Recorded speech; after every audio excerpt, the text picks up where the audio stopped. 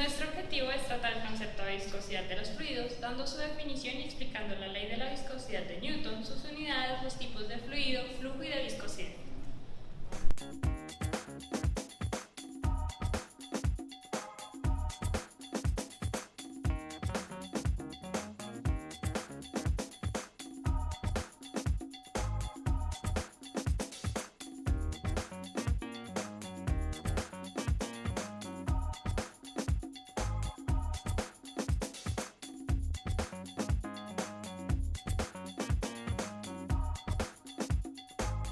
Si consideramos el movimiento de un flujo sobre una frontera sólida fija, donde las partículas se mueven en líneas rectas y paralelas, se puede suponer que el flujo se produce en forma de capas o láminas.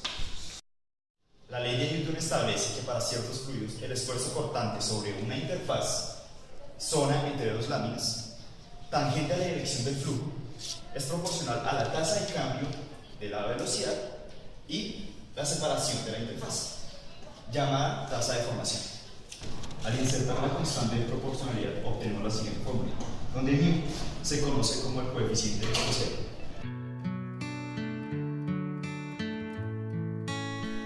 Se denominan fluidos a las sustancias en general, aquellas que se deforman cuando se le aplica una tensión en su superficie, las que conocemos como agua o gasolina que adoptan la forma del recipiente que los contiene, pero no todos los fluidos se comportan de la misma manera a las fuerzas externas que reciben.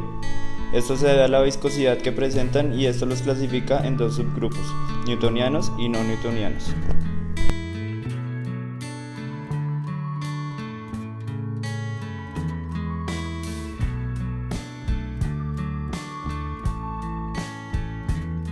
Los fluidos newtonianos tienen un comportamiento normal, como por ejemplo el agua, tiene muy poca viscosidad y esta no varía con ninguna fuerza que le es aplicada. Esto lo podemos ver cuando le damos un golpe a la superficie de una piscina y esta se deforma, como es lógico.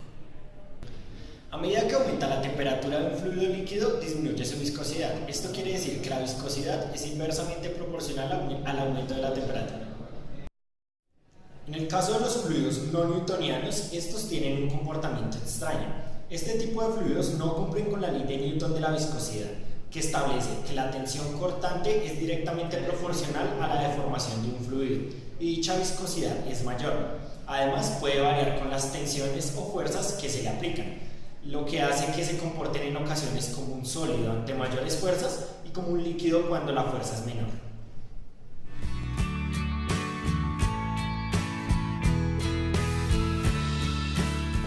El flujo se divide en dos, turbulento y laminar.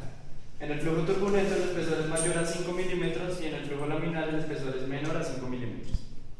El criterio para clasificar los flujos es por medio del número de Reynolds, el cual recibe su nombre en honor a Hans von Reynolds, quien lo describió en 1883. Es un número que relaciona la densidad, la velocidad del fluido, el diámetro de la tubería y la viscosidad dinámica del fluido. Y esta expresión se caracteriza porque es adimensional y muestra el movimiento de un fluido.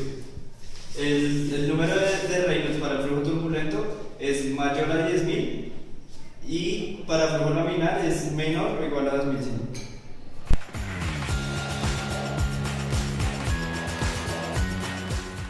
La viscosidad se puede clasificar en dos, la viscosidad dinámica o absoluta y la viscosidad cinemática. Se entiende por viscosidad dinámica a la resistencia que opone un fluido a la deformación y se define como tau igual a μ por delta V sobre delta Y, donde tau es el esfuerzo cortante, μ el coeficiente de viscosidad, delta V la variación de velocidad y delta Y es el espesor de la lámina. Por otro lado, la viscosidad cinemática se entiende como el cociente entre el coeficiente de viscosidad y la densidad del fluido.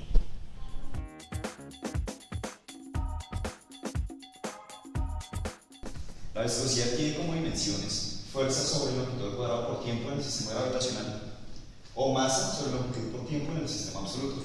Como unidades podemos encontrar el más común, que es el poise, que es igual a 1 gramo sobre centímetro por segundo en el sistema CGS. Un centipoise es igual a 1 sobre 100 poise. En el sistema internacional encontramos que es 1 kilogramo sobre centímetro por segundo. Y en el sistema USCS, un sloop sobre pies por segundo.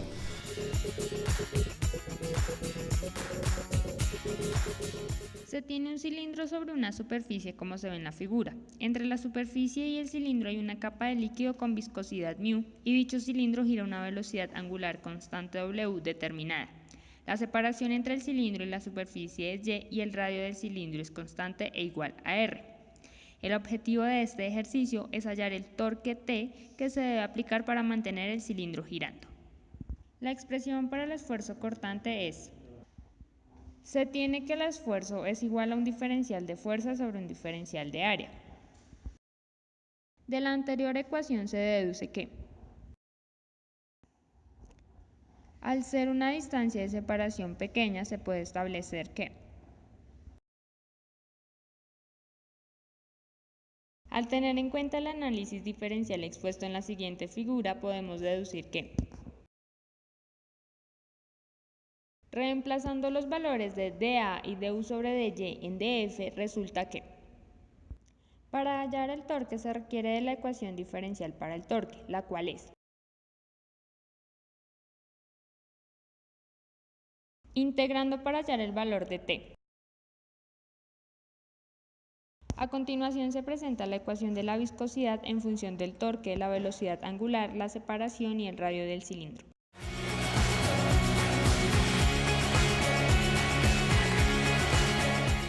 Para concluir, podemos decir que los fluidos, a diferencia de los sólidos, se caracterizan por fluir. Esto significa que al ser sometidos a una fuerza, sus moléculas se desplazan, tanto más rápidamente como sea el tamaño de dichas moléculas. Si son más grandes, lo harán más lentamente. La viscosidad es una característica de los fluidos en movimiento, que muestra una tendencia en oposición hacia el flujo ante la aplicación de una fuerza.